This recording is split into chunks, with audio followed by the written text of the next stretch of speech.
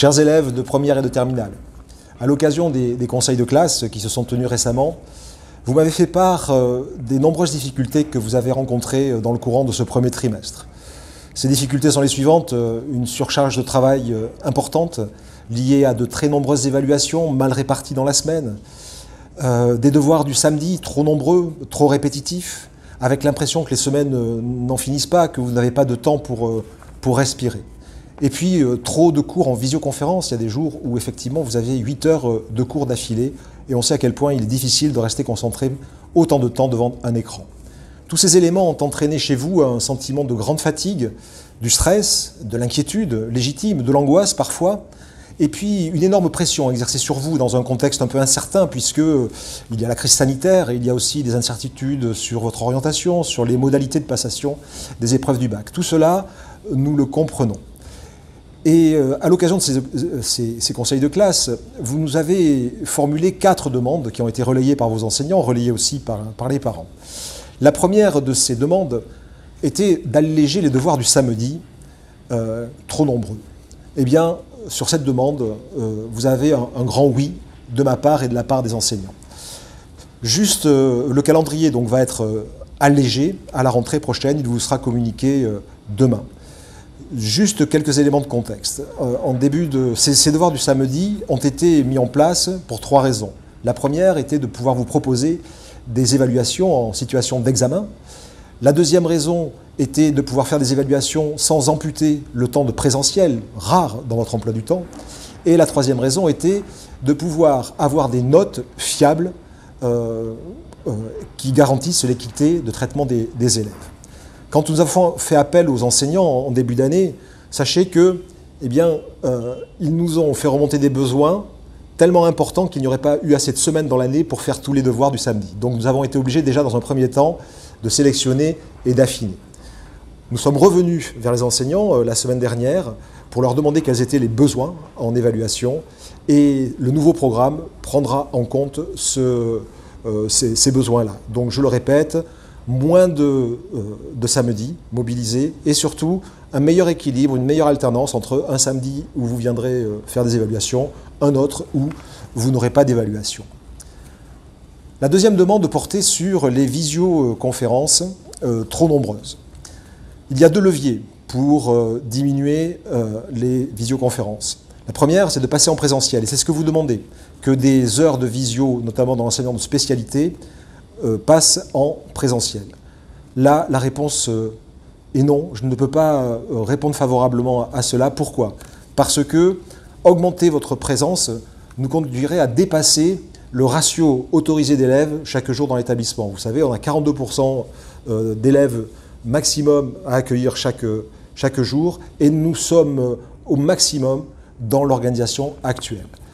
Ce retour au présentiel ne sera possible que si on passe à 100% à la rentrée prochaine, mais nous n'en sommes pas encore là. La deuxième façon d'agir sur les visios, ça a été demandé par les enseignants, c'est de réduire leur durée.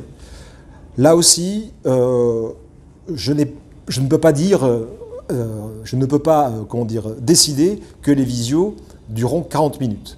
Par contre, je vous invite à contacter vos enseignants pour voir comment on peut aménager ce temps de visioconférence. Je sais que certains de vos enseignants aménagent ces visios avec des temps de travail en autonomie, hors écran, avec des retours devant écran. Voilà, donc il y a des aménagements possibles, mais là, c'est dans un dialogue avec vos enseignants que les choses peuvent être allégées.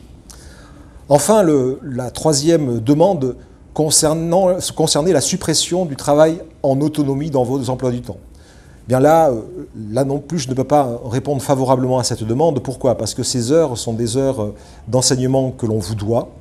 Et ce que j'ai demandé aux enseignants, c'est de réfléchir à une meilleure articulation entre ce temps de travail en autonomie que l'on vous demande et le travail en présentiel. Là encore, je vous invite à prendre la tâche de vos enseignants pour aménager cette articulation entre les enseignements. Je voulais terminer mon message par une remarque concernant la charge de travail importante.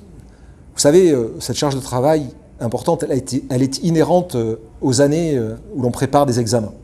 C'est une quantité de travail qui est un passage obligé non seulement pour l'obtention de votre examen, mais c'est aussi le gage de votre préparation aux exigences de l'enseignement supérieur. Voilà la première remarque. La deuxième remarque, c'était une remarque pour vous féliciter, parce que à l'issue des conseils de classe, les enseignants ont été unanimes pour saluer votre sérieux, votre persévérance, l'autonomie dont vous avez fait preuve pendant tout le premier trimestre dans un contexte extrêmement difficile pour vous. Soyez-en félicités, vraiment un grand bravo de ma part pour ce sérieux et cette persévérance. Et au final, je tenais à vous rassurer. Premièrement, la suppression des épreuves de contrôle continu pour les E3C est une chance pour vous.